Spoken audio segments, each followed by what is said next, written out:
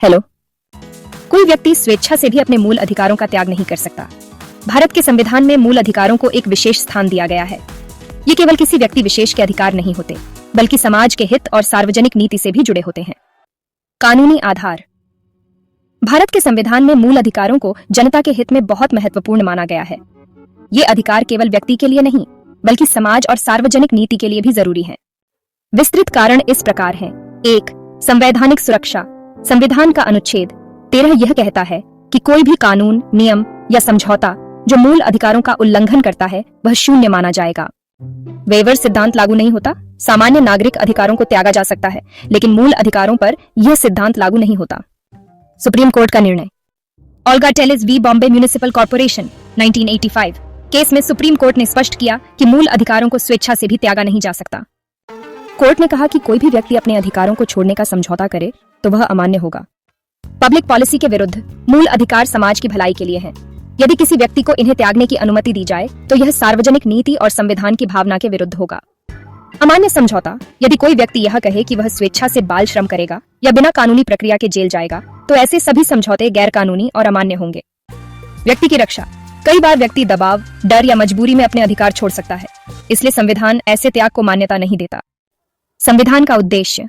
संविधान का उद्देश्य है सभी नागरिकों को समानता, स्वतंत्रता और न्याय देना। अगर किसी को अधिकार छोड़ने की छूट दी जाए तो संविधान का उद्देश्य ही कमजोर पड़ जाएगा। आर्टिकल 14 और 21 का विशेष महत्व।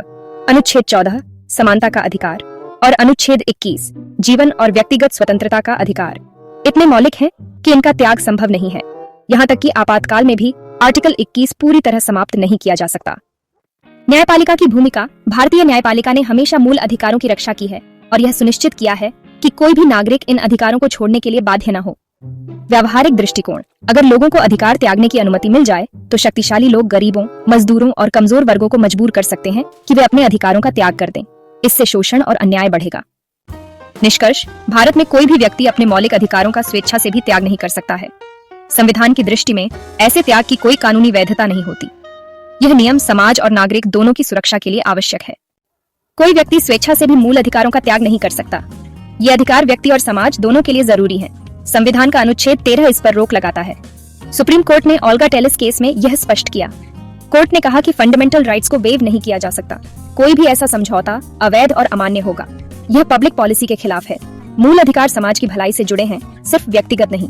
वेवर डॉक्ट्रिन सामान्य अधिकारों पर लागू हो सकती है, मूल अधिकारों पर नहीं। निष्कर्ष। कोई भी व्यक्ति अपने मूल अधिकारों का त्याग नहीं कर सकता। प्रश्न। क्या कोई व्यक्ति स्वेच्छा से अपने मूल अधिकारों का त्याग कर सकता है? उत्तर। नहीं, कोई भी व्यक्ति स्वेच्छा से अपने मूल अधिकारों का त्याग नहीं कर सकता है। धन्यवाद। प्लीज वीडियो को लाइक, सब्सक्राइब, शेयर और कमेंट करना ना भूलें।